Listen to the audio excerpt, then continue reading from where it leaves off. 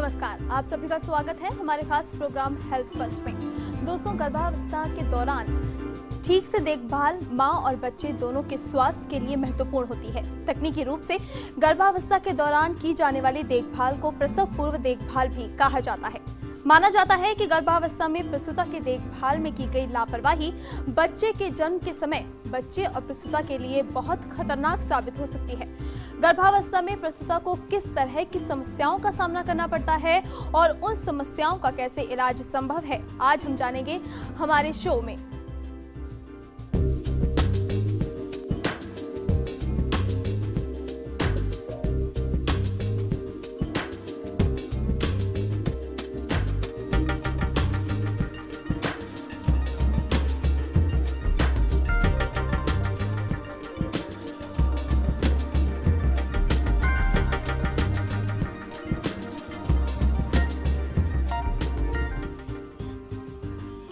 Pregnancy से पहले अनेक जोखिम सामने आते हैं। इसमें मां या बच्चे को खतरा संभव होता है।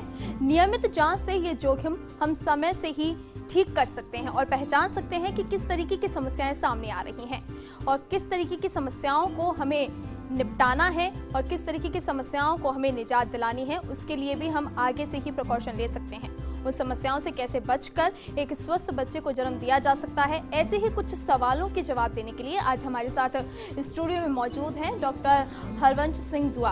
हरवंश जी, बहुत बहुत स्वागत है आपका हमारे प्रोग्राम में। यदि आपको गर्भावस्था से संबंधित किसी भी तरह की कोई समस्या है तो आप हमारे डॉक्टर से कंसल्ट कर सकते हैं और नंबर लगातार आपकी टीवी स्क्रीन पर फ्लैश हो रहे हैं। आप कॉल करके इन समस्याओं के निदान जान सकते हैं। तो आइए अब हम बात करते हैं डॉक्टर से। डॉक्टर, सबसे पहले जानना चाहेंगे कि प्रेगनेंसी के दौरान किस तरह की समस्याएं फेस करनी पड़ती हैं महिलाओं को? माँ बनना हर महिला का एक सपना होता है और ये उसमें बड़े गर्व की बात होती है कि वो माँ बनने जा रही है।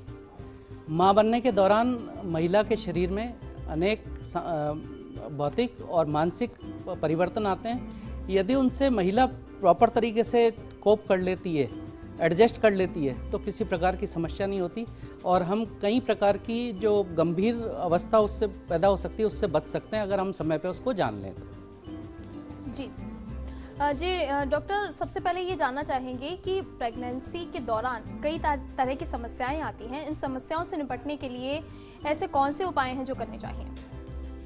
सबसे उसमें इम्पोर्टेंट है कि गर्भावस्था के दौरान महिला का प्रॉपर जांच हो। इसे प्रसव पूर्व जांच कहते हैं। मेरा ये मानना है कि पूरी गर्भावस्था जो हम मानते हैं कि 9 महीने या उसको अगर दिनों में कहें तो 280 दिन की होती है, इसमें कम से कम 3 विजिट महिला के जरूर हो जाएं। उसमें पहला तो प्रथम 3 माह में, दूसरा फिर द्वितीय तीसरे दूसरे माह में और तीसरे माह में आवश्यक रूप से हो जाना चाहिए। मगर इसके अतिरिक्त तीसरा जो अवस्था है, गर्भावस्था की जो अंतिम 3 माह है, उसमें एक्स्ट्रा अगर वो महिला चेक कराती है तो हम और भी अनेक गंभीर अवस्था में जाने से बच सकते हैं, उसको कई परेशानियों से बचा सकते हैं।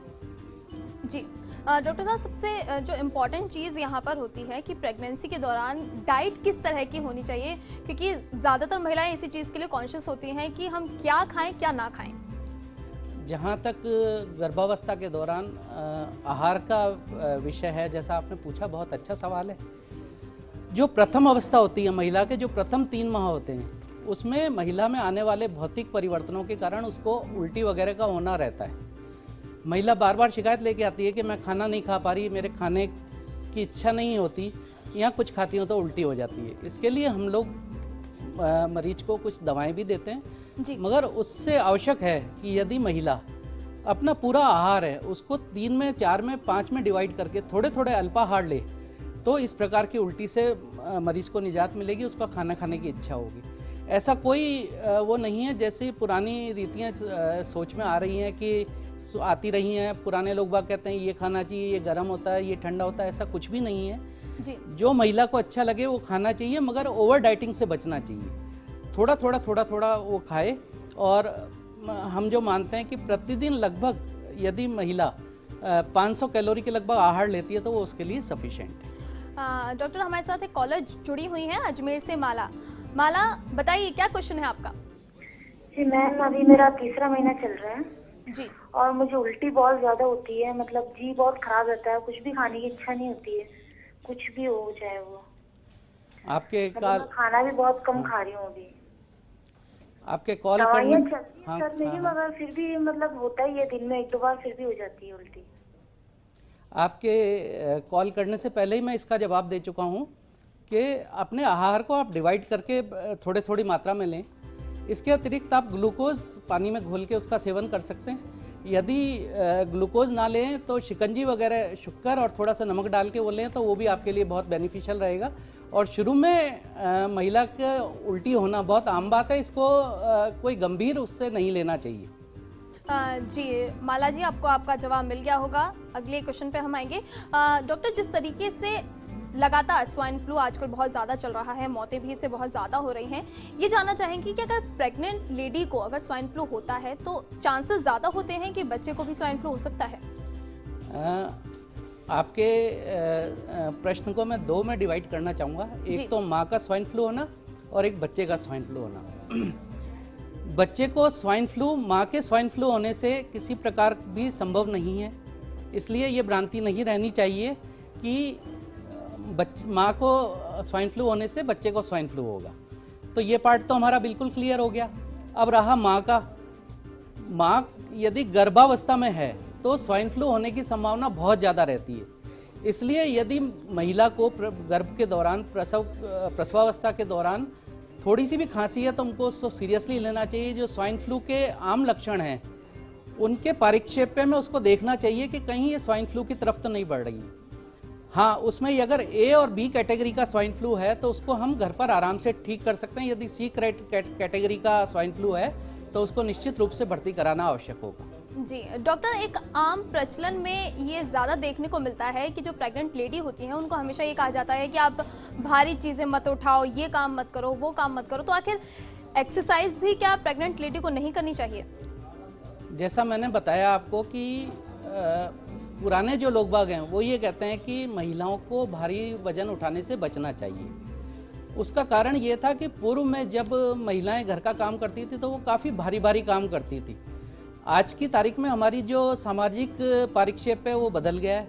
आज की तारीख में ऐसा नहीं है कि महिला तो छोटे काम के लिए भी आजकल उनके नौकरानी होती है, या वो घर का कोई ऐसा बड़ा काम नहीं करती कि वजन उठाना। मेरा तो ये मानना है कि उसको घर के रूटीन में अपने काम करने चाहिए। इससे उसको प्रसव के दौरान बहुत आसानी रहती है। हाँ, इसके दौरान हम कुछ हल्के व्यायाम भी मरीज को एडवाइस करते हैं। यदि वो सिंपल सा छोटे छोटे वो व्यायाम जो हम प्रसव की जांच के प्रसवावस्था में वो जांच के लिए आती है उस समय बताते हैं, यदि उनको फॉलो करती है तो प्रसव में बहुत आसान उसका प्रसव होता है, सामान्य प्रसव की संभावना बढ़ जाती है। जी डॉक्टर, जानना ये चाहेंगी कि मेडिटेशन जो है वो नॉर्मल रूटीन में अगर इंसान करता है तो उसकी सेहत हमेशा स्वस्थ रहती है, तो क्या प्रेग्नेंट लेडीज़ को भी मेडिटेशन करना चाहिए? डेफिनेटली मेरा भी यही मानना है। और मैं जो व्यायाम की बात कर रहा हूँ उसमें मेडिटेशन भी है कि यदि अगर प्रसव के दौरान प्रसवावस्था के दौरान महिला मेडिटेशन करती है तो ये उसके मानसिक और शारीरिक दोनों रूप से बहुत अच्छा रहेगा। जी डॉक्टर, अगला क्वेश्चन ये है कि जिस तरीके से जब गर्भावस्था में आती हैं महिलाएं तो नॉर्मल लाइफ से वो किस तरीके से चेंज होता है? जैसा मैंने बताया आपको कि प्रसव एक बहुत ही अद्भुत घटना है महिला के जीवन की, जिसमें उसमें मानसिक और शारीरिक कई परिवर्तन आते हैं। शारीरिक परिवर्तन की जब हम बात करें तो उसको अपने शरीर के अतिरिक्त एक अन्य जीव के अपने शरीर में पालने की अनुभूति और उसके अकॉर्डिंगली अपने लाइफ चेंज करना होता है। यानी उसको अपने आहार के अतिरिक्त बच्चे के आहार का भी वो मिल पाए, उसकी जो जितना भी क्रियाकलाप है उसमें बच्चे पे इफेक्ट ना आए, ये सब भी करना होगा। और मानसिक रूप से भी उसके दिमाग में जो भी विचार आते हैं उसका परिलक्षण निश्चित रूप से उसके गर्भ में विकसित हो रहे भ्रूण पर होता है। तो इसलिए यदि मानसिक और शारीरिक रूप से महिला स्वस्थ रहती है तो बच्चा निश्चित रूप से स्वस्थ पैदा हो। डॉक्टर, सबसे ज़्यादा प्रेगनेंसी में एक चीज़ देखने को मिलती है कि महिलाओं में खून की कमी बहुत ज़्यादा हो जाती है, तो इसको पूरा करने के लिए क्या ज़रूरी होता है? आपने बहुत अच्छा प्रश्न पूछा है। ये प्रसव के दौरान जो हम मातृ मृत्यु दर कहते हैं, मातृ मृत्यु दर का मतलब है कि प्रसव के दौरान और उसके तुरंत बाद महिला का होना, ये एक बहुत इम्पॉर्टेंट कारण है महिला की मृत्यु का। और मैं आपको ये भी बताना चाहूँगा कि जो मातृ मृत्यु दर है, इसमें अगर एक जो महत्वपूर्ण कारण है वो शरीर में खून की कमी का होना है जी। यदि खून की कमी पहले से ही माँ के है, फिर उसके शरीर में एक भ्रूण पल रहा है, उसके लिए आवश्यकता है और वो उसके अनुरूप अपने आहार में परिवर्तन नहीं लाती, तो ये एनीमिया बढ़कर उसको गंभीर रूप दे सकता है। और यदि फिर प्रसव के दौरान उसको ब्लीडिंग वगैरह हो गई तो फिर ये एनीमिक निश्चित जो महिला है वो निश्चित रूप से मृत्यु को प्राप्त हो सकती है और हमारी मातृ मृत्यु बढ़ सकती है। मैं आपको ये बताना चाहूँगा कि जो हमारे राष्ट्रीय जो मानक हैं, जिसमें हम मानते हैं कि हमारा स्वास्थ्य के राष्ट्रीय मानकों में सबसे इम्पोर्टेंट मातृ मृत्यु दर और शिशु मृत्यु दर है। यदि हम प्रसव के दौरान माँ का ख्याल रखेंगे तो मातृ मृत्यु दर और शिशु मृत्यु दर को, जो अभी वर्तमान में 5.6 है, उसको निश्चित रूप से नीचे ला सकते हैं। जी बिल्कुल डॉक्टर, सबसे ज़्यादा जो मातृ मृत्यु दर है वो लगातार बढ़ती जा रही हैं और बहुत ज़्यादा ज़रूरी है कि मातृ मृत्यु दर हम कम करें, और ये तभी हो सकता है जब हम प्रेगनेंसी के टाइम की चीज़ों को बहुत अच्छे से ख्याल रखते हुए चलें। और किन किन समस्याओं का सामना एक महिला को करना पड़ता है प्रेगनेंसी के दौरान, जानेंगे आगे। फिलहाल वक्त चला है एक ब्रेक का, आप बने रहिए हमारे साथ।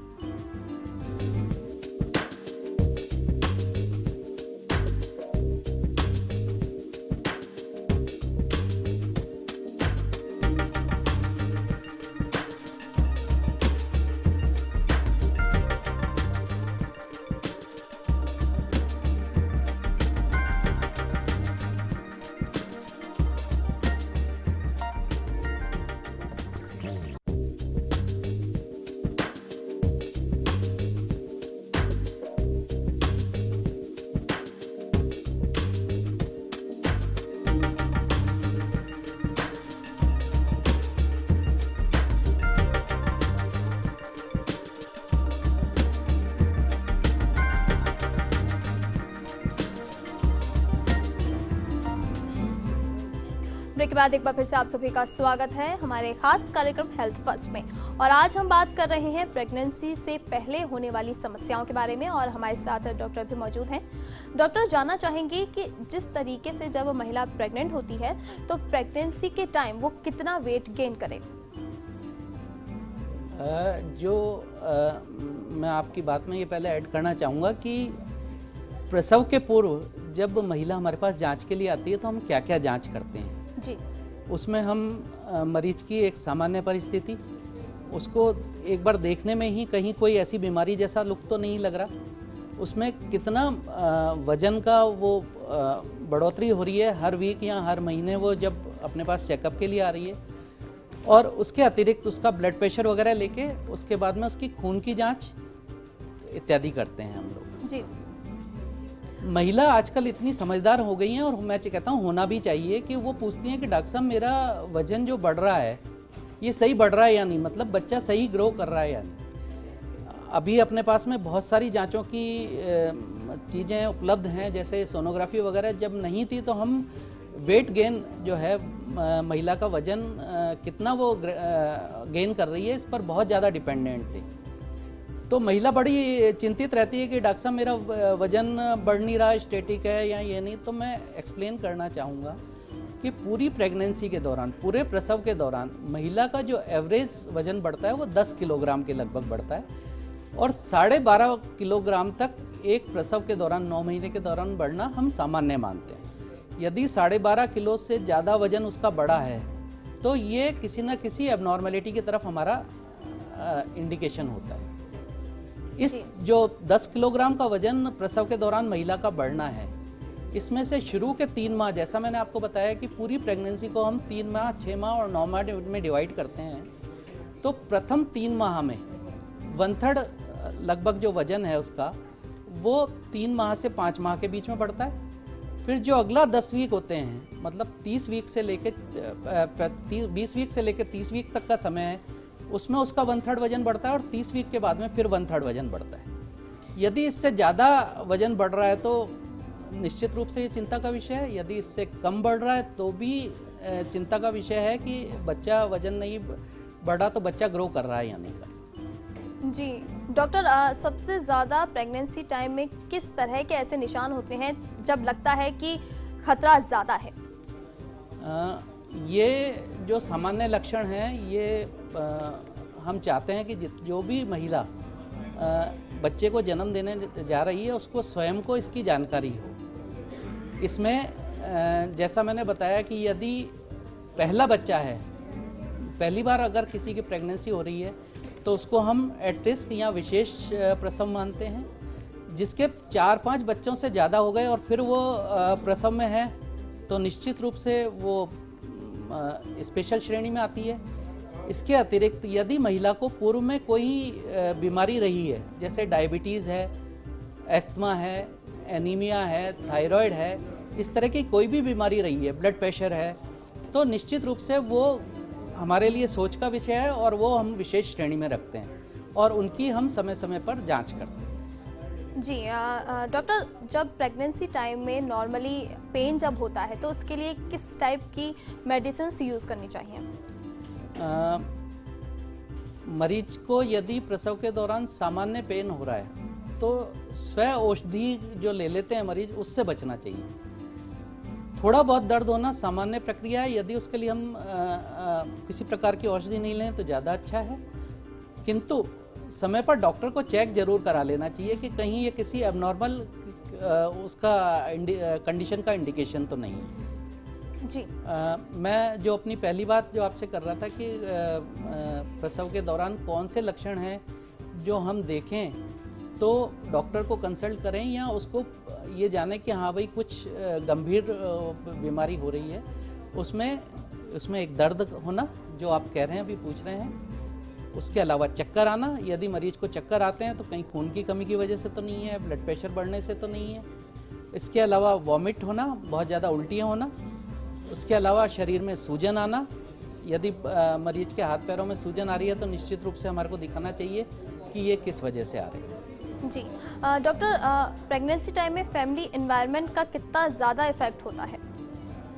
जैसा मैंने आपको बताया कि जो गर्भावस्था में शिशु पल रहा है उस पर हमारी से मेरा मतलब महिला की शारीरिक और मानसिक दोनों अवस्थाओं का असर होता है।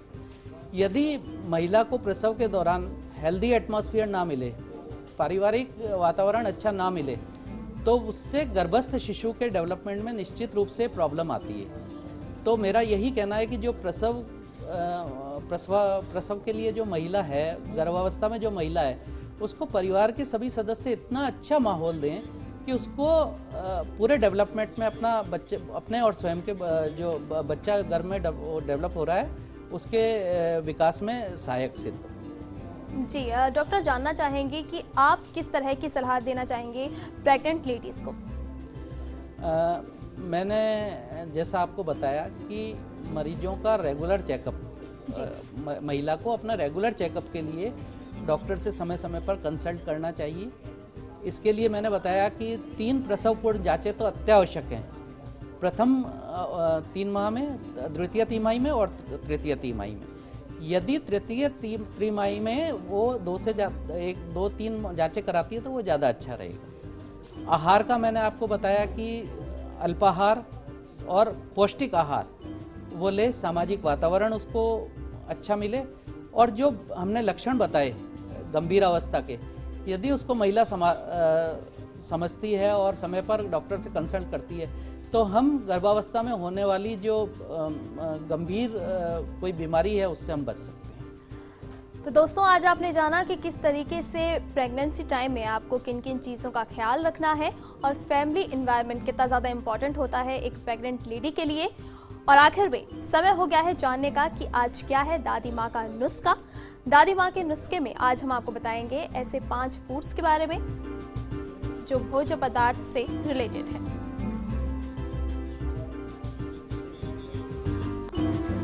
ये दादी माँ के नुस्खे आपको स्ट्रेस फ्री रखेंगे।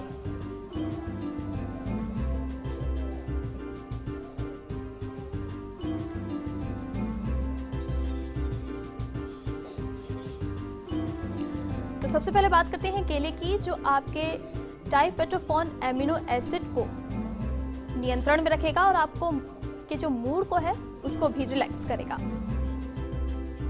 बात करते हैं अदरक की, तो अदरक जिंजर टी आपके लिए बहुत ज्यादा इंपॉर्टेंट है। ये विटामिन सी, मैग्नीशियम को रिलैक्स करता है।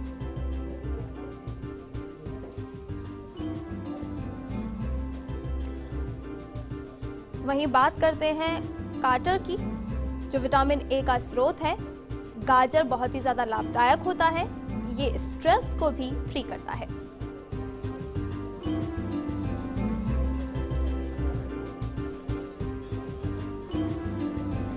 वहीं दूध भी आपकी डाइट का बहुत इंपॉर्टेंट पार्ट है। विटामिन बी और डी का ये पोषक होता है और प्रोटीन की कमी को पूरी तरीके से दूर करता है। दूध आप रोजाना पिए, जिससे ये आपको स्ट्रेस फ्री भी रखेगा। वहीं आप बात करते हैं दही की, तो दही एक ऐसा प्रोडक्ट है जो आपको पूरी तरीके से तनाव मुक्त रखेगा।